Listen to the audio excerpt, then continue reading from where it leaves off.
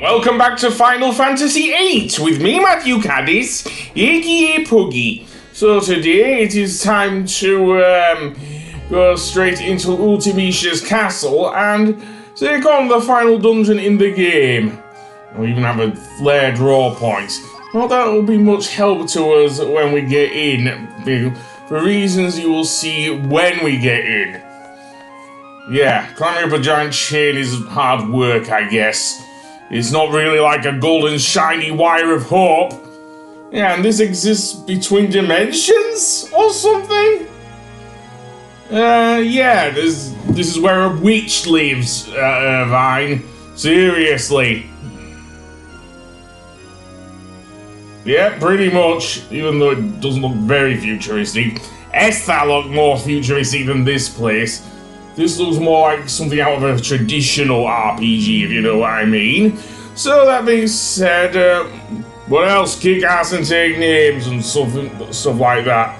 And also divide into two parties. So I will have Quistis, Squall, and Zell in my immediate party, and we'll just go from there. Now, the thing about Ultimecia's castle is that your magic will be sealed and your other abilities. Seriously, that is a thing here. So once we get in, a bright green light envelops the thing, and all of our abilities have been sealed, as I've mentioned.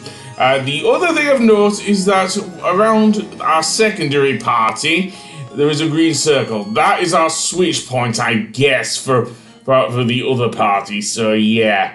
If we head over that way, we will just face a boss battle, so don't want that. I want to go back and actually go up the stairs in the central thing, because that is where we will go from there.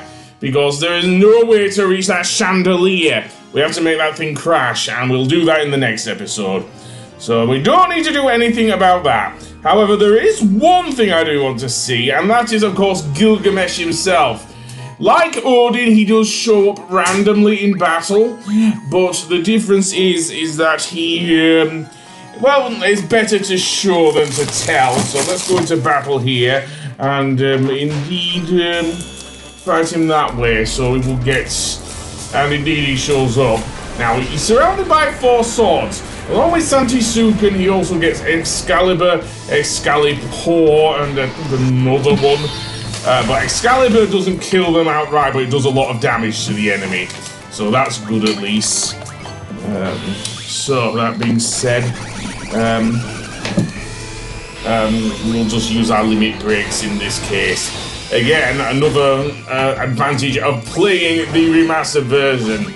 Seriously, you can actually enable limit breaks without having to use aura or get your party down to low HP, which probably a good idea, especially given how leveling works with enemies in this game. Seriously, if I hadn't level grinded, they'd probably be about the same level, roughly, as in if I'd run away from all of my battles.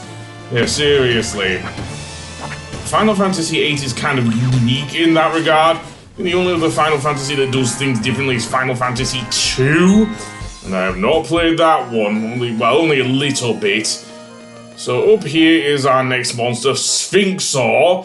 So yeah, and this boss is the weakest of the bosses we'll face.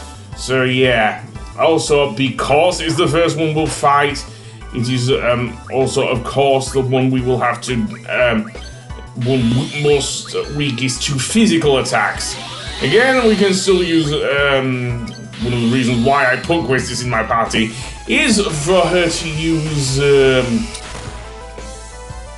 dare I say, to use various things. To use Mighty Guard, though, especially, and other blue magic, I guess. As for Zell, he's still got a bit of damage using his own things there, seriously. So Burning Wave, that's one we haven't seen for ages, actually. So yeah, that causes an earthquake. And then what happens partway through the thing is Sphinxor pretty much turns into Sphinxaurus, so yeah. Apparently, Don't know if that did any damage, did Bad Breath, but whatever. Micro Missile is always a good thing to use here as well. So let's see if that will work. But before then, more punching, if you will, there, Zell. You seem to be doing the most damage to this boss, seriously. Even throwing him in the air. The Micro Missiles, not bad, not bad. I would like Squall to get, dare I say, a Lionheart off, but he don't look like he's gonna do so, but never mind, it seems that Sphinxaura is now sinking into the ground, so to speak. Seriously, he does the thing that all the more important, and I guess Ultimate Weapon did as well, just turn into fairy dust or something. Now, for saving, it is kind of weird in Ultimecia's castle because, well, again, we also get a Mega Elixir of all things through that battle. Again, and afterwards you get one of many abilities. I'm going to pick Save because I do want to save here, in case I fuck up or something. So, that being said, what I will do now is do a bit more exploration. Even though there isn't much I can do with Squall here, we will need our secondary party in order to do so. Also, seemingly Blobbers are here. The problem with these guys is figuring out the weakness, just as before when we were in the Tomb of the Unknown King, of course.